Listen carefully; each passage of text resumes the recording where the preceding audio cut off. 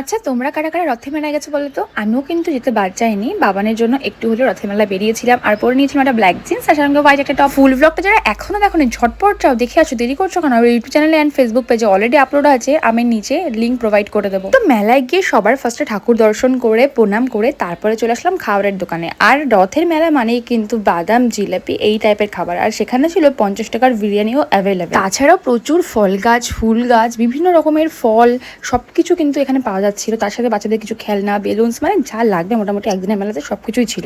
তো সেখানে একটা দোকানে গিয়ে বাবান আবার কিছু খেলনা বায়না করছিল বলে বাবানকে আবার কিছু খেলনা কিনে দেওয়া হয়েছিল। তারপরে ভেবেছিলাম বিরিয়ানি নিয়ে বাড়িতে যাবো, বাট বিরিয়ানি দেখে কারোরই খাওয়ার মন করেনি। তারপরে চলে আসলাম ওয়া মোমোতে। এসে ওখান থেকে কম্বো নিয়ে নিয়েছিলাম, যেখানে ছিল ফ্রাইড মোমো, বার্গার, তার সঙ্গে ছিল কোল্ড ড্রিঙ্কস। তো তোমরা কারা কোথায় মেলায় গেছো অবশ্যই কমেন্ট করে আমাকে জানিও। আর উল্টোরথ তো প্রায় চলেই আসলো, উল্টোরথের প্ল্যান কি সেটাও কমেন্ট করে জানাতে ভুলো না। তো এইভাবে আমরা খাওয়া দাওয়া করে চলে আসলাম বাড়িতে। নেক্সট ভিডিওর জন্য অবশ্যই আমার চ্যানেলটা সাবস্ক্রাইব করে দিও। Love you guys, take care, by.